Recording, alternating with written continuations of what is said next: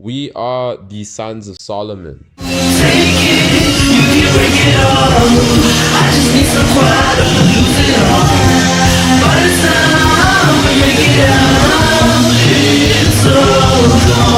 I'm TK, currently representing. I'm the rhythm guitarist. This is Daba. I play bass. And Daniel. I play drums.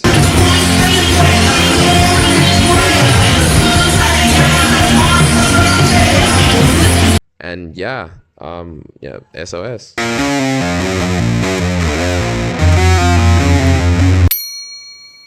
Well, personally, I make music because I found it to be a good retreat from my usual artistic endeavors, which is drawing and like making comics and animation. But because of the fact that I've been doing it for so many years, I guess I thought I should try something different to like expand into something that would free my mind from what I'm used to. I make music because if I don't, I'll explode and die. I make music because it's something to do. I'm bored with my life. We're filling a gap in life which needs to be filled, and we decided to put our balls on the table and fill that gap. So we were so bored in life that we just said, fuck you all, you don't want to do shit, so let's make our own shit. I think for those who want like a cordial answer, I'd say we just aligned mentally in the sense that we all had an urge to make music, with no like way to output it in the way that we wanted to see like most efficient. And I guess because we all collided with so many different ideas, it created like one big ass weird idea that worked because we were all over the place, but that meant we could keep each other in check. So yeah. Fuck every single fucking oppressor in the world right now. Free Palestine, free Tacoma, free Sudan, free Libya, free every country. Fuck dictators. We are sons of Solomon. I speak to you from heaven. If you love peaceful people and you love thy neighbor, fuck ICE, fuck Mossad, fuck the IDF. Can I get a hell yeah? Hell yeah! Hell yeah! No, not at all. I make breakcore, so I just genuinely cannot say that I am, otherwise I'd be lying. I do not understand the question. I think personally, from what I've experienced from being in the band and seeing what we've pulled off, I think you should be interested in SOS because we're kind of stupid enough to make you wonder why it's working. And that's some shit you ain't seen in a while. So I don't know, check it out. I think you should care about SOS because you don't have a personality and we're here to give you that personality. So you should care about us so maybe you can get cool and maybe get girls, yeah. What he said. As I said, what he said. On the consumer side of things, it's a pretty wild bundle. I think South Africans, we have a wide variety of tastes due to the fact that we exposed to like our own cultures and music, and then still some stuff from the West and East and everywhere. But I find it interesting in the sense that in South Africa, we very trend based. We like to run trends. I don't know. People like to stick on a thing until it's not cool. Then when it's not cool, you have to be on the new thing, which is kind of funny, I guess. I don't know. It's interesting. Yeah, to back TK's point on the trends, it's like we have, I don't know, there's a sheep kind of vibe going on, and yeah, when South Africa finds its shepherd, it kind of just follows that shepherd until the shepherd dies. Pretty much. Yeah, I think SOS's purpose is to kill every single shepherd. Just gonna like stab all the shepherds in the throat. Yeah, that's what we're gonna do. Loose. Let them all loose. Just free everybody. Yeah. You your own shepherd.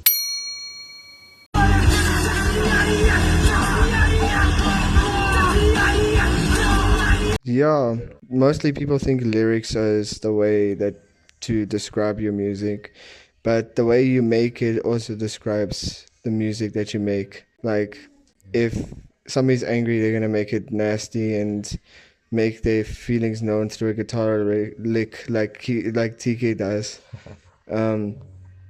Or like I put so much, like if I'm pissed off for somebody, I just hit the drums because their face is gonna cost something in my reputation. So my drums are not gonna say anything or tell anyone that I abused them. So yeah.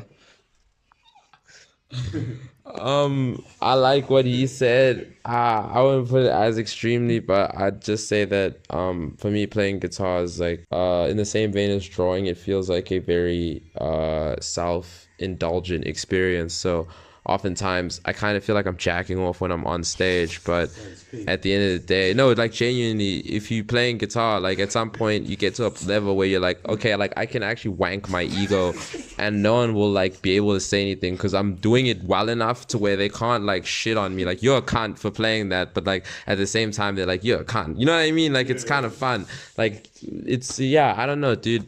I like making music, I like playing music, and I think that overall I express myself not only through my music, but through my body physically in and of itself. So music is just like a chamber for me to like articulate specific things, I guess, if you could say it like that. Yeah. I truly believe we all should be dancing, which is why I play bass, because yeah, I'm trying to make you guys dance. Really? Why are you not dancing? That's it. That's it for me. I am born and raised in like West Side, fitted, started in Randburg, and then ever since I was like 2 years old, moved to Roodepoort, been there since. Yeah, dude, that's it. I'm here, bro. Josie's like my city. South Africa's my home. I'm from Gqeberha, the West Eastern Cape. Yeah, my hometown is growing. I'm happy about that. But yeah, I moved to Johannesburg when I was 7. I miss home. I want to bring Filthy Pigs to Gqeberha. Okay, so this one's difficult. I'd say personally, what really inspired me to get in a band was two things. One, Periphery, and two, Black Flag. Both kind of opposing in terms of like ideologies and approach to music, but Periphery had inspired me mainly because like it's a lot of genty, like a lot of chuggy stuff, and I'm really into metal. So I was just like, these guys are like 5 idiots who somehow managed to clobber together a band. Surely I can pull it off. They have like 3 guitarists. I can fucking do something, right? And then Black Flag, I mean, needless to say, it's Black Flag, but the vocals, man, Des Cadena really inspired me to like yell as stupidly as possible and like be heard when I have a microphone. So yeah, that's me. For me, I would say, truthfully, my biggest artistic influence is SZA. I think I'm SZA. I think you're SZA. I think we're all SZA. So yeah, that's who I need to mention for this question right here. For me, it has to be Nirvana and a local, Sunken State. My homeboys, they put me into this position where I am now. Shout out to Sunken State. But yeah, shout out to Nirvana, because I wouldn't been in the music industry or like any music or like any of where I am right now without Nirvana. Like those are the guys that got me through everything. The day one band that was for me. So I'd articulate it as a bunch of bullshit, but because this is an interview, I can't say that. Like, so what I will say is we are raw. What I would describe now, raw is that's rough. Okay, relax. I describe us as a new metal mixed with like post-hardcore kind of idea is what I describe us as.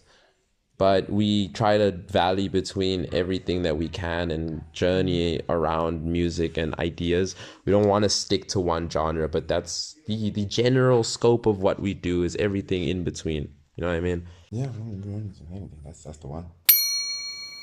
Okay, so in terms of writing a song, it's one thing. And then in terms of practicing for performing, it's a completely other thing. So with writing a song, it matters who wrote the song, because depending on who wrote the song, that dictates how it will actually be practiced. So for example, if Caleb writes a song, he will bring it up at practice, and then that's how we will like do things from there. But if, for example, it's like me who wrote the song, then like it'll take 7 or 8 months or maybe a year before the song even remotely reaches the band. Sometimes it takes a week. But yeah, that part of it is very messy because it just really depends on also how we feel as a band. We don't drop or like work on a song unless we all are feeling the song itself. So we might go through iterations and changes and like shifting ideas and placements and time signatures, everything really. So it's a whole like deconstructive and like reconstructive like process before we get to a conclusion. And then in terms of like the idea of like practicing a song for performing, it all comes down to, are we going to remember to do that? Because to be quite honest with you, a lot of the time we play songs for the first time on stage and we just go with it. Sheriff Chaos, it's like our only single out. First time I really actually like properly played the song was live and it went well. So I didn't think about it much after that. And to be honest, we never do. And it works for us. Yeah, that's it. Yeah. That's it. That's SOS, man. We're kind of crazy sometimes, but we are normal people. I promise you. Please let me into your house. Please let me into your house. Trust me with your baby. Please trust us. me with your Trust us with your children. And your dogs. And especially your dog. There will be no sacrifices. I promise. Do not come and see these guys live. No, please come see us live. Come see us live. You have to. Please. We don't eat unless you're there. We don't eat unless you're there. We don't eat unless you're there. We've been in a cage for 3 weeks. We don't eat On a unless serious you're there. note, catch us live 2026 Railways Cafe. And then don't forget July, there's something special happening, aka July Jol. July Jol. July Jol. Was it 12 bands? 10 10 bands. Alright, yeah.